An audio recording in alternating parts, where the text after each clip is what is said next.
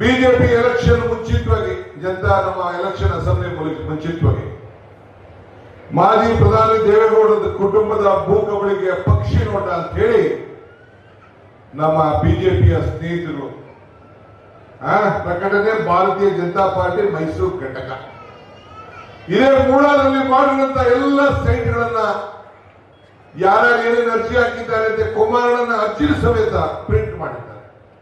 ಇದಕ್ಕೆ ಉತ್ತರ ಕೊಡ್ತೀರಾ ಯಡಿಯೂರಪ್ಪನವರೇ? ಅಶೋಕಣ್ಣ ಇದಕ್ಕೆ ಉತ್ತರ ಕೊಡ್ಬೇಕಲ್ಲಪ್ಪ.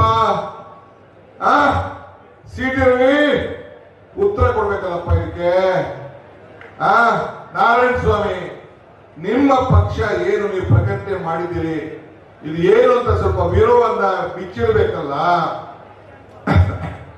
ಸಿದ್ದರಾಮಯ್ಯ ವಿಚಾರದಲ್ಲಿ, ಅವರ ಧರ್ಮಪತ್ನಿ ವಿಚಾರದಲ್ಲಿ, ಅವರ ಸೋದರ ಕೊಟ್ಟಂತ ಅರ್ಶನ ಕುಂಕುಮದ ಜಮೀನು ವಿಚಾರದಲ್ಲಿ ಏನು ಅಕ್ರಮ ಏನಾದ್ರು ನಡೆದಿದ್ಯಾ?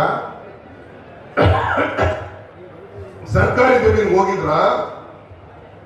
ಅಕ್ರಮವಾಗಿ ಮಂಜೂರಾತಿಯನ್ನು ಮಾಡ್ಕೊಂಡಿದ್ರ?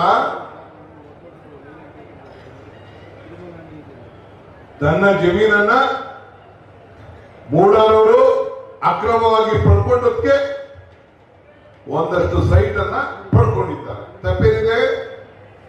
ನಮ್ಮ ಜಮೀನಿಗೆ ಆಸ್ತಿ ಹೋದ್ರೆ, ನಿಮ್ಮ ಆಸ್ತಿ ಮೈಸೂರು ಬೆಂಗಳೂರು ಹೋದ್ರೆ ನಿಮ್ಗೆ ಪರಿಹಾರವನ್ನು ಕೊಟ್ಟಿದ್ದಾರೆ. ನಮ್ಮ ಕನಕಪುರದಲ್ಲಿ ಜಮೀನು ಹಿಂಗೆ ಎಲ್ಲ ಒಡೆದಾಕ್ಬಿಟ್ಟು ಅವ್ರಿಗೆಲ್ಲ ಪರಿಹಾರ ಸೈಟ್ ಕೊಟ್ಟಿದ್ದಾರೆ. ಹಂಗೆ ಸೈಟ್ ಎಲ್ಲ ಕೊಟ್ಟಿದ್ದಾರೆ. ಎಷ್ಟು ಜಾಗ ಹೋಯ್ತು ಅಷ್ಟು ನಾವು ಕೊಟ್ಟಿದ್ದೇವೆ, ಆಲ್ಟ್ರೇಟ್ ಕೊಟ್ಟಿದ್ದೇವೆ, ಆಲ್ಟ್ರೇಟ್ ಅನ್ನು ಕೊಟ್ಟಿದ್ದಾರೆ. ಏನವರು ಮಾಡಿರುವಂತ ತಪ್ಪು? ನೀವೇ ಅಧಿಕಾರದಲ್ಲಿದ್ದಾಗ, ನಿಮ್ಮ ಸರ್ಕಾರ ಅಧಿಕಾರದಲ್ಲಿದ್ದಾಗ, ಬೊಮ್ಮಾಯಿ ರಾಜ್ಯದ ಮುಖ್ಯಮಂತ್ರಿ ಆಗಿದ್ದಾಗ ನೀವು ಸೈಟ್ ಕೊಟ್ಬಿಟ್ಟು, ಬೈತಿ ಬಸವರಾಜು ಮಂತ್ರಿ ಆಗಿದ್ದಾಗ ಸೈಟ್ ಕೊಟ್ಬಿಟ್ಟು, ಈಗೇನು ಬೈತಿ ಸುರೇಶ್ ಕೊಟ್ಟಿದ್ರ? ಯಡಿಯೂರಪ್ಪನವ್ರು ಸೈನ್ ಹಾಕಿದ್ರ? ಇಲ್ಲ ಸಿದ್ದರಾಮಯ್ಯನವರು ಸೈನ್ ಹಾಕಿದ್ರ? ಬೊಮ್ಮಾಯಿನವರ ಮುಖ್ಯಮಂತ್ರಿ ಇದ್ದಂತ ಸಂದರ್ಭದಲ್ಲಿ ಬೈತಿ ಬಸವರಾಜು ಯುಡಿ ಮಿನಿಸ್ಟರ್ ಆಗಿದ್ದಂತ ಸಂದರ್ಭದಲ್ಲಿ, ಬಿಜೆಪಿಯವರು ಮೂಡಾ ಚೇರ್ಮನ್ ಆಗಿದ್ದಂತ ಸಂದರ್ಭದಲ್ಲಿ ರೆಸಲ್ಯೂಷನ್ ಮಾಡಿ 50-50 ಕೊಡಬೇಕು ಅಂತ ತೀರ್ಮಾನ ಮಾಡಿ ಕೊಟ್ಟಿದ್ದಾರೆ. ಏನ್ ತಪ್ಪು ಮಾಡಿದ್ದಾರೆ?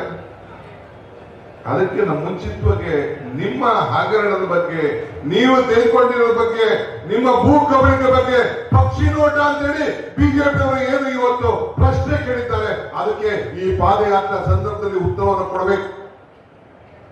ಕುಮಾರ್ ಹೇಳಿದ್ದಾರೆ ಇವತ್ತೆಲ್ಲೋ, ನಾನು ಡಿಕೆಗೆ ನಾಳೆ ಕೊಡ್ತೀನಿ ಉತ್ತರ ಅಂತ.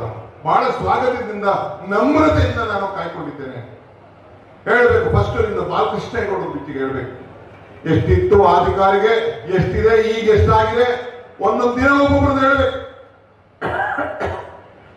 ಒಂದೊಂದು ದಿನ ಒಬ್ಬೊಬ್ರದ್ದು ಹೇಳ್ಬೇಕು. ನೀವು ಎಷ್ಟು ಅಧಿಕಾರಿ ಇದ್ದಂತ ಸಂದರ್ಭದಲ್ಲಿ ಎಷ್ಟಿತ್ತು, ಈಗ ಎಷ್ಟು 106 ಎಕರೆಗಳ ಬೆಂಗಳೂರಿನಲ್ಲಿದೆ. ಕೇಸ್ಗಳಲ್ಲಿ ಆಮೇಲೆ ಮಾತಾಡೋಣ. ಲಾಸ್ಟ್ ಅಲ್ಲಿ ಬೆಂಗಳೂರಿನಲ್ಲಿ ಏರ್ಪೇಟು, ಚಿಕ್ಕುಪ್ಪಿ, ದೊಡ್ಡಕುಪ್ಪಿ, ಕನಕಪುರ ರೋಡು, ನೆಲಮಂಗಲ ರೋಡು, ಅಲ್ಲಿ ದೇವರಹಳ್ಳಿ, ಇಲ್ಲಿ ಕುಂಬಳಗಲ್ ಪಕ್ಕ ಎಲ್ಲ ಎಷ್ಟೆಷ್ಟಿದೆ ಅಂತೇಳಿ ಮಾತಾಡಬೇಕು. ಹೆಂಗ್ ಬಂತು, ಏನಾಯ್ತು, ಎಷ್ಟು ತೆಗೆದುಕೊಂಡ್ರು, ಮೂಲ ದಾಖಲೆ ಎಷ್ಟಿದೆ, ಎಷ್ಟು ಸುಟ್ಟೋಗಿದೆ, ಎಷ್ಟು ಪಡ್ಕೊಂಡಿದೆ ಅಂತ ಹೇಳ್ಬೇಕು. ನಾನು ಮೈನಿಂಗ್ ವಿಚಾರಕ್ಕೆ ನಾನು ಮಾತಾಡಕ್ ಹೋಗುದಿಲ್ಲ. ಲೋಕಾಯುಕ್ತ ಎನ್ಕ್ವೈರಿ ಬಗ್ಗೆ ನಾನು ಮಾತಾಡಕ್ ಹೋಗುದಿಲ್ಲ. ಗೌರ್ನರ್ ಹತ್ರ ಇರುವಂತಹ ಫೈಲ್ ಬಗ್ಗೆ ನಾನು ಮಾತಾಡಕ್ ಹೋಗುದಿಲ್ಲ. ಈಗ ಸದ್ಯಕ್ಕೆ ನಾನು ಮಾತಾಡಕ್ ಹೋಗುದಿಲ್ಲ. ಇಷ್ಟಕ್ಕೆ ನಾಳೆ ತಾವು ಉತ್ತರವನ್ನು ಕೊಡಿ. ಜನತೆ ಕೊಡ್ಬೇಕು, ಇದು ನನಗಲ್ಲ, ಈ ರಾಜ್ಯದ ಜನತೆ ಕೊಡ್ಬೇಕು. ಬಿಜೆಪಿ ಸ್ವಾಮಿ ಅವರು ಶಾಸಕರಾಗಿದ್ದಂತ ಬಿಜೆಪಿ ಮಾಜಿ ಮಂತ್ರಿಗಳು ಅವರು ಕೂಡ ವಿಧಾನ ಪರಿಷತ್ನಲ್ಲಿ ಪ್ರಶ್ನೆ ಕೇಳಿದ್ರು. ಆ ದಾಖಲೆ ನನ್ನ ತಿಳಿದ ರೇವಣ್ಣವರಿಗೆ ಕೊಟ್ಟು ನನಗೆ ಇಲ್ಲೂ ಕೂಡ ಇದೆ.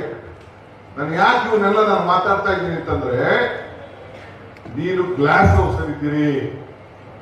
ಬಿಜೆಪಿಯವರು ಎಲ್ಲ ಬ್ರಹ್ಮಾಂಡ ಭ್ರಷ್ಟಾಚಾರಕ್ಕೆ ಪಿತಾಮಹ ಬಿಜೆಪಿಯವರೇ ಹೊತ್ತು ಈ ಕಾಂಗ್ರೆಸ್ ಪಾರ್ಟಿ ಅಲ್ಲ ಅನ್ನೋ ಮಾತನ್ನ ಈ ಸಂದರ್ಭ ಹೇಳಲಿಕ್ಕೆ ನಾನು ಬಯಸ್ತಾ ಇದ್ದೇನೆ. ಇವತ್ತು PSI ಸ್ಕ್ಯಾಮ್ ಬೋರ್ಡ್ ಇದೆ.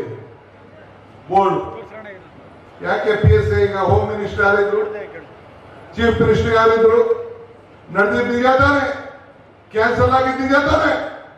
ಪಾಪ ಎಲ್ಲ ನೌಕರು ನಮ್ಮ ಜಿಲ್ಲೆಯವರು 3 ಜನ ಪಾಪ ಆಸ್ತಿ ಮಾಡ್ಕೊಂಡ್ಬಿಟ್ಟಿದ್ರು. ನಮ್ಮ ಮಗಳಿರು 3 ಜನ ಆಸ್ತಿ ಪಾಪ ಮಾರ್ಕೊಂಡ್ಬಿಟ್ಟಿದ್ರು, ಅವ್ರದ್ದು ಕೆಲಸ ಹೋಯ್ತು ಎಲ್ಲ. ಅಶೋಕ್ ನಾರಾಯಣ ಡಿಸ್ಟ್ರಿಕ್ಟ್ ಮಿನಿಸ್ಟರ್, ಗಂಡು, ಒಬ್ಬ ಗಂಡು, ನಾವೆಲ್ಲ ಹೆಂಗಸರು, ಅವ್ರ ಗಂಡು. ಅವತ್ತು ನಾನು ಇರ್ಲಿಲ್ಲ, ಅದನ್ನ ಕೇಳ್ತಾ ಇರುತ್ತೆ ನಮ್ ರವಿ ಸುರೇಶ್ ಎಲ್ಲ ಇದ್ರು, ಗಂಡ್ರು ಅಂತ.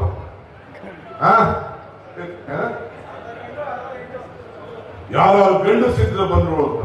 ಇಲ್ಲಪ್ಪ, ನಾವ್ ಹೆಂಗಸರು, ನೀವು ಗಂಡು, ನೀವು ಬಹಳ ದೊಡ್ಡ ಗಂಡು.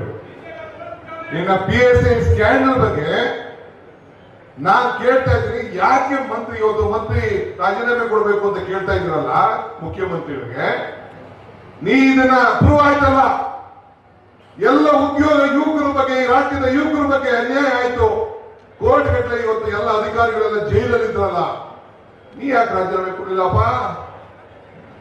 ನಿನ್ ಮೇಲೆ ಯಾಕೆ ಇನ್ನ ತನಿಖೆ ಬೇರೆ ನಡೀತಾ ಇದೆ.